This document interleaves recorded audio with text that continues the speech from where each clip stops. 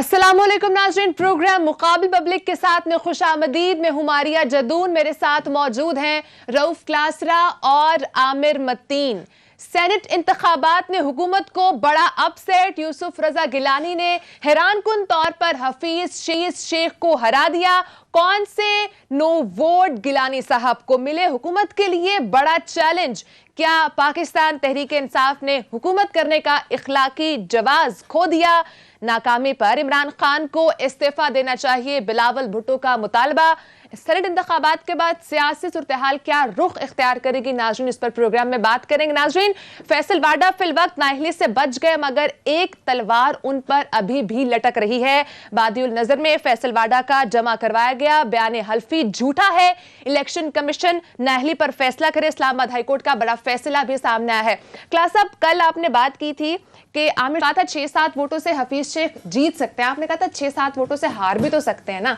तो ये आपकी प्रेडिक्शन तो दुरुस्त हो गई है। हफीज यूसुफ रजा गिलानी साहब तो जीत गए। मैंने 6-7 का नहीं कहा था, मैंने मेरा ख्याल है 4-5 का कहा था। अगर वो क्लिप जरा सुना दें तो फिर मैं जरा फिर आमिर साहब के साथ मैच डालने में जरा आसानी रहेगी। कल क्लास साहब ने क्या कहा था, जरा क्लिप प्ले कीजिएगा। किसी ने मुझे कहा, कोई अच्छा कोई खासा जान पहचान वाला दोस्त है, उसने कहा जनाब के वजीर आजम साहब को कहा कि साहब जी 3-4 वोटों का मसला है, 3-4 वोटों से हम जीत जाएंगे। तो कहते हो कि वहां पे कोई और बैठा था, उसने कहा 3-4 वोटों से हम हार भी सकते हैं। अगर बात 3-4 वोटों तक आ गई है, हुकूमत अगर 3-4 वोटों पे खड़ी हुई है, मतलब 176 पे खड़ी हुई है, 172 या 71 है, ये भी इंपॉर्टेंट है। 3-4 उधर भी हो सकते हैं। 5 वोटों से यूसुफ रजा गिलानी साहब जीत गए। अब ये बातें आमिर साहब और मैं, क्योंकि दोनों ये पॉलिटिक्स को कवर करते हैं, ये मुझसे ज़्यादा इन्होंने कवर किया। भर के एक डाई हार्ड जैसे एक होते पॉलिटिकल एनिमल एक होते हैं या पॉलिटिक्स को कवर करते हैं, आमिर साहब ने तो उस तरह की हुई है, मैंने उस तरह कवर नहीं की हुई। इस वजह की रीडिंग अंडरस्टैंडिंग मुझसे बेहतर है। जब आमिर साहब बार बार ये बात कह रहे थे और इन्होंने रिपीटेडली कि गिलानी साहब जो है ना वो इलेक्शन नहीं जीत पाएंगे, और मतलब रात भी बात हो रही थी, पहले भी हो रही थी, तो मैं डेफिनेटली थोड़ा सा डरा हुआ था 2-4 रीजन की वजह से। मैं आमिर साहब की रीडिंग अगेन मुझसे बेहतर, और बात इनकी में लॉजिक भी थी, रीजन भी थी, बहुत सारी मेजॉरिटी थी उनके पास। तो मेरा ये था कि 6 फरवरी को मैंने एक वीलॉग किया था वैसे इस पे। मुल्तान से मेरे दोस्त हैं, उनका नाम है शकील अंजुम, तो वो मुल्तान की पॉलिटिक्स को बेहतर समझते हैं, एक्सप्रेस के ब्यूरो चीफ भी हैं वहाँ पे, एक्सप्रेस टीवी के। तो कभी मुझे यहाँ पे इस तरह साउथ की पॉलिटिक्स हो तो मैं 2-3 लोगों को फ़ोन करता हूँ समझने के लिए। शकील अंजुम को करता हूँ, एक जमशेद रिजवानी को करता हूँ, दोनों बड़े ये पॉलिटिक्स को समझते हैं। सो उनसे मैंने अंडरस्टैंडिंग लेने की कोशिश की। मैं कि भाई साहब, ये मुर्शिद पाक जो है ये अचानक ऑल ऑफ सडन कहीं से नोवेयर, और स्पेशली जब गिलानी फैमिली तैयार ही नहीं थी इसके लिए, क्योंकि उनके बेटे का आया, उन्होंने डिनाई किया जी बिल्कुल इलेक्शन नहीं लड़े, फिर गिलानी साहब अपना आया जी मैं नहीं लड़ा। सो उनके लिए भी मेरा ख्याल है ये न्यूज़ जो थी बम शेल था कि हम सेनेट इलेक्शन लड़ने जा रहे हैं ना, कोई बंदा ना बंदे की ज़ात ना आगे ना पीछे, तो कैसे जीतेंगे? हम तो इलेक्शन हार चुके हैं सारे का सारा मुल्तान में, माँ सिवाय उस अली हैदर के, बाकी तो पूरी फैमिली इलेक्शन हार गई थी। सो उनके लिए भी एक ज़रा एक वो चीज़ थी। मुझे शकील ने उस वक्त भी कहा था, मुझे उसको क्रेडिट देने दें ज़रा, टाइम है ज़रा दोस्तों को। उसने कहा जनाब ये मुर्शिद पाक जीतेंगे हमारे मुल्तानी जो है। मैं कि कैसे जीतेंगे, मुझे ज़रा समझा देंगे ना। उन्होंने खैर जो बातें समझाई वो अब मैं टीवी पे तो मैं नहीं कह सकता कि फिर मुझे प्रूव करनी पड़ जाएंगी। सो बहरहाल उनका कहना ये था शकील अंजुम का, उन्होंने कहा जनाब गिलानी साहब जीतेंगे। मैं यार तुम्हें फड़ी मार रहा है साहब, अगर मुल्तानी है ना, मैं क्या आप बैठे हैं ना वहाँ पे तो एक दूसरे को लेपा पोती करते रहते हैं। खैर अभी मुझे, बल्कि आपने देखा होगा, मुझे भी उसी का फ़ोन था जब शो शुरू होने से पहले, तो उन्होंने कहा आई टोल्ड जो शो वाला हिसाब है, तो मैंने कहा शर्मिंदा होकर मैं शो के बाद बात करते हैं। No coming to the point. अब इसमें क्या, इसमें इमरान खान साहब के लिए वो उसमें बातें हुई, ये जो मैंने बात 3-4 वाली बात की, बाकी ये बात हुई है खान साहब को ये कहा गया था कि बस सर ये 3-4 वोट हैं, तो वहाँ पे किसी ने सरगोशी की थी वहाँ के जनाब 3-4 उधर भी हो सकते हैं वोट जो है सारे, लेकिन किसी को ये यकीन नहीं था कि गिलानी साहब इतना बड़ा अपसेट जो है कर सकेंगे। स्पेशली अगर आपको याद हो कैबिनेट की एक मैंने मीटिंग की, मैं प्रोसीडिंग भी सुनाई थी आपको, जिसमें मैंने बताया था कि उस वक्त तारिक बशीर चीमा साहब ने कहा था, वो भी मतलब सियासी आदमी है, तो उन्होंने कहा जनाब कि तुम गिलानी साहब को हल्का ना लेना। आज इमरान खान साहब को ना बैठा के ना कोई ये उठक बैठक करानी चाहिए अपने 2 वजीरों की।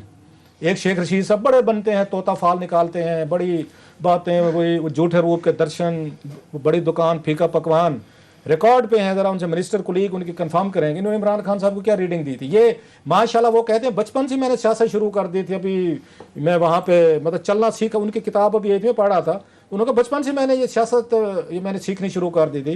तो 60 साल उनके सियासत का तजर्बा ये कहता है कि इमरान खान साहब को कह रहे हैं, वो नहीं सर जी बिल्कुल आप टेंशन न लें, गिलानी साहब को बिल्कुल कोई नहीं है, ये नहीं जीत सकते, ये मैं बता चुका हूँ आपको ये सारी चीजें। उस पर बैठे थे एक दूसरे मखदूम बैठे थे, उनका नाम है ये मखदूम खुसरो, उन्होंने भी यही उन्होंने तबले पे संगत दी उसकी, उन्होंने शेख रशीद को आगे नहीं खान साहब आप ऐसे सीरियस ले रहे हैं, कहाँ पे ये यूसुफ रज़ा गिलानी साहब जीत सकते हैं, ये कैबिनेट की प्रोसीडिंग है, रिकॉर्डेड हैं। उसके बाद जनाब जो अक्लमंद आदमी था उनमें तारिक बशीर चीमा साहब, उन्होंने कहा इमरान खान साहब इन पे ये शेख रशीद साहब क्योंकि इंटीरियर मिनिस्टर बन चुके हैं तो माशाल्लाह इनकी आजकल जरा किसी को देखने की थोड़ी सी वो जो है ना ऊपर से दाएं बाएं देखते हैं, बंदे को सीधा नहीं देखते, इनकी बातों पे ना जाएं, आप उसको गिलानी साहब की थ्रेट को सीरियस लें। यानी एक दो और वजीरों ने ये बात की कि ये गलत बात कह रहे हैं, वो बड़ी एक हमारे सीरियस थ्रेट है अगर वो आ रहे हैं। इस पर इमरान खान साहब ने उनकी हाँ में हाँ मिली तारिक बशीर चीमा साहब की, वेरी वाइज इमरान खान साहब। उन्होंने कहा मुझे भी जहाँ 50 साल हो गए, क्रिकेट से भी मैं खेला, पॉलिटिक्स भी मैंने खेली, तो लेकिन मैंने एक बात सीखी कि अपने ओपोनेंट को कभी हल्का नहीं लेना चाहिए। जो हल्का लेने की ये शेख रशीद साहब वही Pindi boy style damn care attitude, कुछ नहीं होगा। तो इमरान खान साहब ने उसके बरक्स इसको सीरियस लिया, उन्होंने कन्वेंसिंग भी की, अलाइज के पास भी गए, सुप्रीम कोर्ट भी गए, उन्होंने इलेक्शन कमीशन में भी कैंपेन चलवाई, उन्होंने ट्विटर शूटर के जरिए, उन्होंने मीडिया में भी कोशिश की कि गिलानी साहब और इनका आपस में इनका हार चोरी डाके जो भी थे उनके भी इन्होंने कंपैरिजन ड्रा कराने की कोशिश की, वो नहीं हो सका। अब इमरान खान साहब के लिए डू और डाई वाला मामला था। एक तो ये था कि वो जो बाज अगर हल्के ये कहते हैं कि जो सपोर्ट दे रहे थे वो न्यूट्रल हो गए हैं, क्योंकि भाई साहब हमने बड़ी गालियां सुन ली, हमने बड़े नाम सुन लिए, आप तो बिल्कुल घर आराम से बैठे हुए हैं, आप ना कोई आप पॉलिटिकल मसला हल करते हैं ना हैंडल करते हैं, आपके मसले आप जाने, आपकी हुकूमत है, एमएनए जाने, आप जाने, हम तो उसमें न्यूट्रल हैं भाई साहब, हम नहीं आ रहे। हमें नजर भी आया है कि जब पहले भी कहा कि खुरम लगा रही है कंपनी वगैरह को हैंडल कर रहे थे। अब ये किसने किया है? अब सवाल इसके लिए इमरान खान साहब के लिए बड़ा और ये मुख्तसर होगा। मैं चाहता हूँ आमिर साहब के पास बहुत सारी एक बेहतर एनालिसिस है इनके पास, based on facts and figure. वो ये है कि वोट जो 9 का फर्क पड़ा है सर, अगर ऑन पेपर देखा जाए, जो मैं अगर गलत हूं तो प्लीज करेक्ट मी, कि 160 अपोजिशन के पास थे वोट। एक तो ये चीज है अपोजिशन नहीं टूटी, दैट्स वेरी स्ट्रेंज। अच्छा हुकूमत एक दावा करती है जो ठीक भी है कि हमने तोड़ने की कोशिश नहीं की, उनका क्रेडिट है, चलें जी उनको क्रेडिट दें, फेयर एनफ। दूसरी बात ये इनको पड़े गिलानी साहब को 169, ये 9 वोट उनको पड़े हैं जो उनकी अपोजिशन की स्ट्रेंथ से ज्यादा हैं। अब सवाल यह कि ये 9 वोट अगर पड़ जाते हफीज शेख साहब को तो ये 173 पे जाते थे, उनकी खतून है मैंने को 174 पड़े हैं सर, जिस पे वो जीत गई हैं। सो ये जो 9 वोट हैं ये बड़े की वोट हैं, इन्हीं 9 वोटों की वजह से वो हफीज शेख साहब हारे हैं, गिलानी साहब जीते हैं। अब ये 9 वोट कहां से आ सकते हैं? मतलब पॉसिबिलिटीज अब हम डिस्कशन करते हैं थोड़ी सी, मैं जल्दी कोशिश करता हूँ 3-4 इसकी पॉसिबिलिटी। सबसे बड़ा मतलब शक आपको किस पे करना चाहिए भाई? उन पे अलाइज पे हो सकता है कि अलाइज कमिटमेंट इमरान खान के साथ नहीं है, ना उनकी पार्टी के साथ है, ना उनके स्लोगन के साथ। वो पॉलिटिक्स खेलते हैं, अपने तरीके से हैंडल करते हैं। जो सबसे बड़ा उसमें शक जाएगा आपको क्यू लीग पे जाएगा कि जरदारी साहब के और अगेन ये हो गए परवेज इलाही साहब डिप्टी प्राइम मिनिस्टर थे गिलानी साहब के साथ। सो उन्होंने कहा भाई साहब हमने तो इनके साथ रहना है, इमरान खान साहब का तो कोई भरोसा नहीं है। जीडीए पे भी जाएगा, वो भी सगी खाला के बेटे थे पीर पगाड़ो साहब जो हैं, उस पे भी जाएगा, यूसुफ रजा गिलानी के फर्स्ट कजन है। अच्छा एमक्यूएम पे भी जा सकता है क्योंकि उनकी इमरान खान साहब के साथ कोई पॉलिटिकल मैरिज नहीं हुई, उनके अपने एमएनएज की मैरिजेस हुई हैं। मैं अभी भी कहता हूं मैं उसमें कि इसमें ये मुमकिन है, मेरे पास कोई इन्फॉर्मेशन या असेसमेंट कि पीटीआई के कम लोगों कोई इसमें से उन्होंने डिच किया होगा। ज्यादा काम अलाइज पे होते अलाइज आपके साथ कमिटेड नहीं होते, स्पेशली आपके साथ क्यू लीग वो कमिटेड नहीं है, वो परवेज इलाही साहब कमिटेड नहीं है। ओपनली आपने उनके साथ 1.5-2 साल में जो हशर किया उनके बकौल, उनको जरदारी बेहतर लगता है कि ये अच्छा डील मेकर है, अच्छा सौदागर है, हमारी अच्छी कीमत भी लगाते हैं और हमें वो भी करता है। सो अब इमरान खान साहब के लिए ये बड़ा सबसे बड़ा टेस्ट है कि इनको ये चेक करके कौन देगा कि 9 लोग कौन थे, ये मेरे अलाइज थे, क्यू लीग के थे, ये या उसके थे, आप कैसे एमक्यूएम के थे या उसके जीडीए के थे, या साउथ में से गिलानी साहब को अपना एक तल्लुक था, वास्ता, वही मुर्शिद पाक, उनके सियासी तल्लुक का सारा कुछ था। वो देखना पड़ेगा। हफीज शेख साहब के मुकाबले वो जीते हैं। एक तो बड़ा चैलेंज उनके लिए ये होगा कि 9 लोग कौन थे। उससे बड़ा जो चैलेंज है लास्टली, जो बात अभी उसने बिलावल ने की और मैं भी और आमिर ये कहते रहे, आमिर साहब ये बात कहते रहे हैं कि अगर ये इलेक्शन हारते हैं ये वाला, तो फिर आपके पास आपको फिर असेंबली तोड़नी पड़ेगी कि आप अपना हाउस का फिर आप ये कहें। इमरान खान के पास 3 ऑप्शन है, असेंबली तोड़े कि फेयर एनफ जनाब कि मुझे बिल्कुल हाउस जो है उसने मेरे कहने पे उम्मीदवार नहीं किया, एक आउटसाइडर आया है वो इलेक्शन जीत गया, so I have lost the confidence of the house, मेरे बंदे पे अगर एतमाद नहीं है तो फिर इसका मतलब आई शुड गो होम, नया इलेक्शन करवा दे। नंबर 1। नंबर 2 वो हाउस में जाएं और दोबारा एक वहां कॉन्फिडेंस का वोट लेने की कोशिश करें कि जनाब कि मुझे दोबारा आप उसको करें, लेकिन उसमें रेजोल्यूशन पेश हो कि इमरान खान साहब के हक में कितने लोग खड़े होते हैं, हो सकते हैं 186 फिर खड़े हो जाएं जनाब कि जनाब हम दिलो जान से हैं, क्योंकि कोई नहीं चाहता जैसे आमिर साहब कहते हैं कि घर जाएं असेंबली टूटे। नंबर 3 जो बड़ा टेस्ट है इमरान खान साहब के लिए वो है हाई मॉरल ग्राउंड का, अखलाकियात का, जिस पे सारी उम्र वो हमें वो बताते रहे और पढ़ाते रहे। वो क्या था कि जनाब इनको इस्तीफा देना चाहिए, कि जनाब कि मैं अपनी टीम अपने लोग जो हैं या अपने जो भी था उनको लीड करने में इसलिए नाकाम हो रहा हूँ कि मेरे कहने पर उन्होंने नहीं दिया, और इस्लामाबाद से एक बंदा आके जीत गया है, सो आई मस्ट क्विट हाउस। कोई नया ये प्राइम मिनिस्टर इलेक्ट करना चाहता है, इलेक्ट करे हाउस को। अगर आपने कुछ और तरीके से चलाना है, मैं at least I accept the responsibility of this defeat and I am going home, या मतलब मैं छोड़ रहा हूँ इसको प्राइम मिनिस्टर को। सो ये मुझे, लेकिन लोग ये कहते हैं कि इमरान खान साहब जो है ना इतनी मुश्किल से वजीर आजम पाकिस्तान बने हैं, इतने भोले भी नहीं है कि हमारी मेरी आमिर साहब किसी और की हाई मॉरल ग्राउंड। वो डच वजीर आजम था तो साउथ कोरिया वाले ने वहां पे जहाज का एक एक्सीडेंट हुआ तो इस्तीफे दे दिए थे। वो अपोजिशन के दौर की तकरीरें होती हैं, वो वादे नहीं होते। सो असल टेस्ट इमरान खान साहब का इस पे है कि इसके 9 लोग क्या थे, बाई किया गया, परचेज किया गया, करप्शन की गई, पैसा लगाया गया, या उन्होंने इमरान खान साहब के खिलाफ रेक्ट किया है, अलाइज ने डिच किया है, उनके अपने एमएलएज ने किया है। These question will be debated. PTI की खातून को 174 वोट पड़े, हफीज शेख को 164 वोट पड़े हैं। ये कौन है, ये वोट ढूंढना ये बहुत बड़ा एक सवाल है पीटीआई के लिए। अब बड़ा टेस्ट है, इमरान खान के लिए अब बड़ा टेस्ट है। इस पे बात करेंगे नाज़रीन ब्रेक के बाद। आमिर साहब से भी एनालिसिस लेंगे, हमारे साथ ही रहेगा।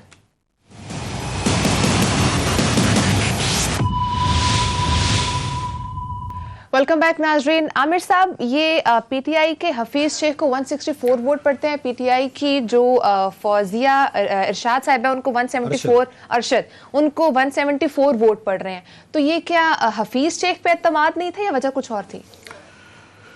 वजह तो अब नियतों का हाल और जेबों का हाल तो अल्लाह मियाँ जानता है या पीपल्स पार्टी वाले जानते हैं कि किसने कितने दिया। हम तो जो अपना तजिया करते हैं वो सियासी फैक्टर्स पे करते हैं ना, जहाँ मामलात आ जाए खरीदने फरूदने के, अंदर की दिल की नाराज़गियाँ, गुस्से।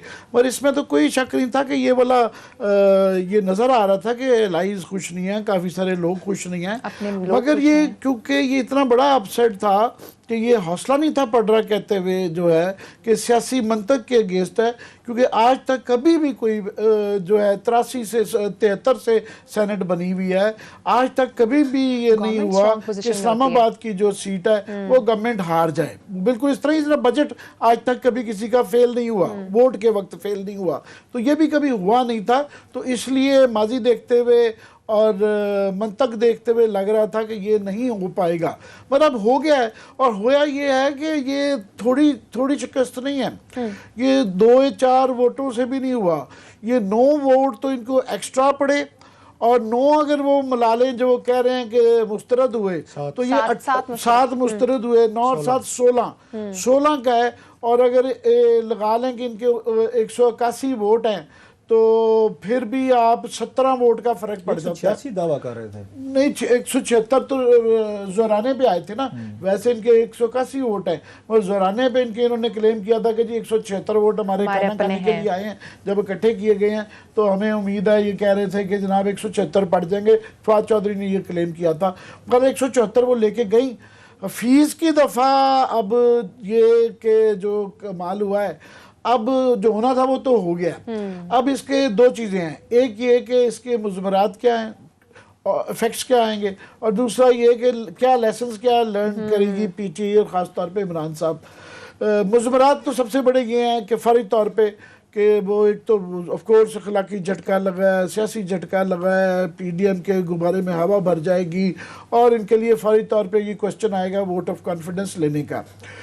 अभी पुराने तरीके से चले मंतक से तो लगता है कि जिस तरह 174 लेके गई हैं कि वो क्योंकि शो ऑफ हैंड होना है, इसलिए प्राइम मिनिस्टर शायद वो ले लेंगे। क्योंकि अब तो हर चीज़ बात करते वक्त डर लगता है कि कुछ भी पॉसिबिलिटी है कि जो इस रिजल्ट के बाद, तो वो भी लगता है कि अगर किसी ने झटका ये वाला देना है, और ये जो कहा जाता है कि सेम पेज नहीं रहा, तो वो भी फिर झटका हो सकता है। मगर 174 उनको मिल सकते हैं तो प्राइम मिनिस्टर को भी मिल सकते हैं, वो थोड़ा सा रिलेटिवली आसान काम है, क्योंकि उसके अंदर शो ऑफ हैंड के अंदर आपकी डिस्क्वालिफिकेशन की क्लॉज भी है कि आप डिस्क्वालीफाई हो सकते हैं अगर आप ना दें या इवन एब्सेंट भी हो, एब्सटेन भी करें तो चले वो मिल जाएगा। मगर उसके बाद जो है ना एक और जो ट्रम्प कार्ड है अपोजिशन के पास कि वो स्पीकर नेशनल असेंबली के खिलाफ जो है वो एक नो कॉन्फिडेंस ट्रायल बिल उनके तौर पे फेंक देंगे, क्योंकि वो अगेंस्ट सीक्रेट बैलेट है, वो सीक्रेट बैलेट है, तो वो एक आ जाता है। दूसरा, अब सेनेट के चेयरमैन और डिप्टी चेयरमैन के इलेक्शन जो है ना उस पर बड़ा क्वेश्चन आ गया कि अभी खत्मी रिजल्ट पूरे नहीं आए मगर ये बड़ा क्लोज है। मगर ये एलाइज के साथ मिलके बड़े क्लोज किस्म की 50-50 टाइप पे आ रहे हैं। तो एलाइज के अंदर अगर ये हाल है कि वो पीछे से चाकू मार दिया है, अब एमक्यूएम ने मारा है, पीएमएलक्यू ने मारा है, जीडीए ने मारा है, चाहे पीटीआई के अंदर अपने लोग जो हैं, तो उसका मतलब है कि वो भी अब प्रिकेरियस सेनेट का इलेक्शन बड़ा इंटरेस्टिंग हो गया है। और पीपल्स पार्टी क्लियरली नजर आ रहे हैं, आसिफ अली जरदारी को आप क्रेडिट दें डिसक्रेडिट दें, पाकिस्तान में विनर को हर कोई सलामी करता है कि जनाब ये विनर है। अब वो कल की वीडियो और वो टेलीफोन रिकॉर्ड गिलानी के बच्चों की वो लोगों को भूल भी गई है, एकदम भूल गई है। वो कह रहे हैं नहीं जनाब देखें ना, आपके अपने भी तो कमजोर थे ना, जिन्होंने पैसे देने वाला नहीं था, पैसे लेने वाले भी थे। और पैसे लेने वाले अगर आपके काबू में नहीं हैं, आपकी पार्टी काबू में नहीं है, एलाइज काबू में नहीं है, तो देन फिर आपके सियासी झटका तो फिर लग नहीं था। और आसिफ जरदारी साहब बड़ा ऑफेंसिव पे खेल रहे हैं। उन्होंने देखे ना 2 सीटें, जो मैं प्रोविंशियल सीटों पे आ जाऊंगा अभी, मगर एक उन्होंने ताज हैदर की, उनकी जो वहाँ पे जनरल सीटों के अंदर जो है 4 बनती थी मेरिट के ऊपर, 5वीं उन्होंने निकाल लिया। अभी हतमी रिजल्ट नहीं आया, ये मुझे जो अभी तक रिजल्ट लग रहा था ताज हैदर जीत गए हैं, ये अनाउंसमेंट हो गई है। तो मुझे शक पड़ता है कि फिर जो पीर पुगाड़ा साहब के जो छोटे भाई सदरुद्दीन साहब जो हैं वो जीडीए के कैंडिडेट शायद वो ना हो पाए। अभी रिजल्ट पूरा नहीं आया, ये कल भी मैंने खर्चा किया था कि वही कमजोर पार्टी लगती है। एक वहां से उन्होंने जीत ली एक्स्ट्रा, और एक ये दूसरी एक्स्ट्रा जीत ली कोटे से ज्यादा। और अभी पता नहीं केपी के इलेक्शन नहीं आया फरीदुल्लाह बाबर का, मैंने अभी पता कि जीत रही है खबरें चल रही हैं अभी बार उस पे वो नहीं करते, मगर ये 2 वोट एक्स्ट्रा ले लिए हैं। मगर लेट्स से कि अगर सेनेट का चेयरमैन जीत भी जाती है गवर्नमेंट एंड एलाइज, तो ये गवर्नमेंट के 2.5 साल मुश्किल में रहेंगे।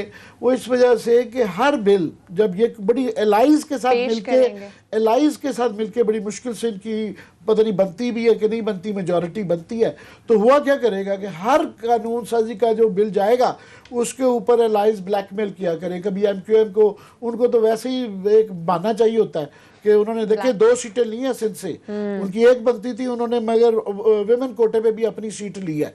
और मगर ये भी शक है कि पता नहीं उन्होंने वोट डाला है या नहीं डाला। हर वेट पे वो भी बैठेंगे, पीएमएलक्यू वाले भी ब्लैकमेल किया करेंगे, जीडीए भी करेगा। तो ये कॉन्स्टेंटली पेन इन दी नेक जो है ना 2.5 साल पीटीआई के रहेगी। सो उनका ये जो था कि सेनेट के इलेक्शन के बाद वो ज़रा कंफर्टेबल हो जाएंगे, अपनी मर्जी की कानून साजी कर सकेंगे, पॉलिसी इम्प्लीमेंट कर सके, तो वो वाला नहीं होने जा रहा। अब ये है कि प्रोविंसेस में क्विकली मैं कर दूं कि जो बाकी तो सारी एक्सपेक्टेड है, मगर ये पीटीआई का क्यों सारा फोकस इस्लामाबाद पे आ गया, केपी में थोड़ा सा बदला लिया है।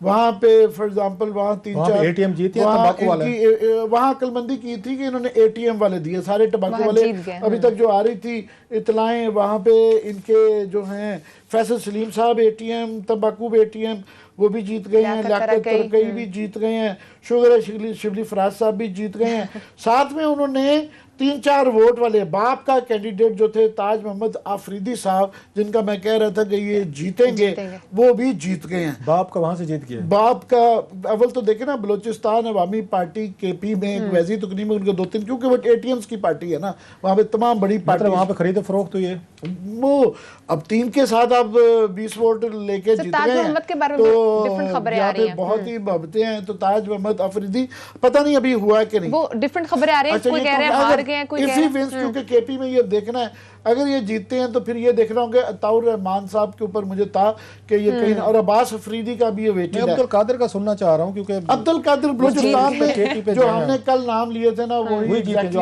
लिए। फर्क ये है कि वहाँ पे एएनपी के जो हिदायतुल्लाह साहब जीते हैं, वहाँ अजीब सिलसिला है कि एएनपी वैसे पीडीएम का हिस्सा है, मगर वहाँ पे जो है ना वो गवर्नमेंट की एलाइड है, गवर्नमेंट का हिस्सा है, टाइम ANP। खत्म हो गया। तो वो कह रहे हैं कि जनाब ये अगर सेनेटर भी बन के दायतुल्ला खान ये संजरानी या सेनेट चेयरमैन पे वोट जो है ना ये PTI को देंगे। अब ये एक अनोमली है। इन इलेक्शंस के बाद आगे सिनेरियो क्या होगा वो आगे आने वाले दिनों में बदलेगा। नाज़रीन टाइम खत्म हो चुका है, इंशाल्लाह आपसे कल मुलाकात होगी। अपना ख्याल रखिएगा। अल्लाह हाफिज़।